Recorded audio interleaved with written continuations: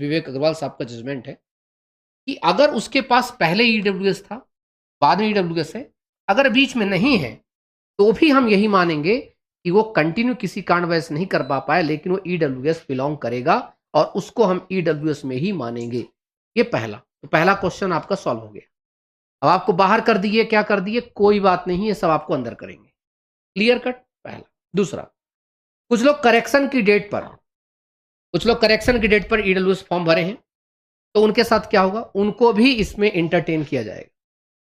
लेकिन जिनके पास ईडब्ल्यूएस बिल्कुल नहीं था, फॉर्म भर दिए उन्होंने जानबूझ करके, हाँ, और पूरी की पूरी लास्ट डेट भी और करेक्शन डेट भी निकल गई, ये सभी डेट निकलने के बाद अगर आपका ईडब्ल्यूएस बना है तो आप ईडब्ल्यूएस के योग्य नहीं है, इसलिए ज्यादा सिर मारने की आवश्यकता नहीं है। लेकिन लेकिन लेकिन अगर आपको बाहर किया जा रहा है यह कह के कि तुम्हारे पास ईडब्ल्यूएस सर्टिफिकेट फॉर्म भरने की लास्ट डेट और करेक्शन के बाद आया है तो हम तुम्हें रिजेक्ट कर रहे हैं, तो भी गलत है, क्योंकि नियम कहता है, क्या कहता है, रूल सेज कि अगर आप ईडब्ल्यूएस कैटेगरी में हैं, ईडब्ल्यूएस कैटेगरी से आपने फॉर्म भरा है और किसी कारणवश अगर आपका ईडब्ल्यूएस सर्टिफिकेट वैलिड नहीं होता है तो आपको यूआर में काउंट करके आपकी लिस्ट बनाई जाएगी। क्लियर हो गया?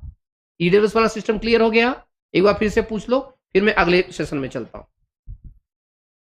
हाँ, मैं अभी चर्चा करता हूं, ठीक है। अभिषेक पटेल कौन?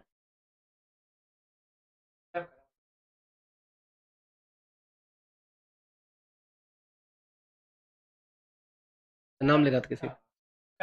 अच्छा, नाम नहीं लेना भाई, ज्यादा चीज, ठीक है। देखो क्या है, मेरे इसमें एक चीज पर ध्यान रखना,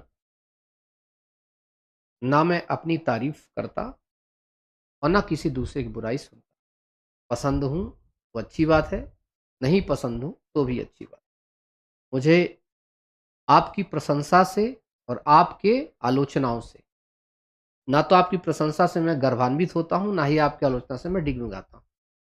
उसी प्रकार से मैं नहीं चाहता किसी भी एडवोकेट का आपका नाम नहीं ले। नंबर है, आप चीजें करेंगे, ठीक है। We respect everyone. चर्चा करते हैं हम इसमें। क्लियर हो गया?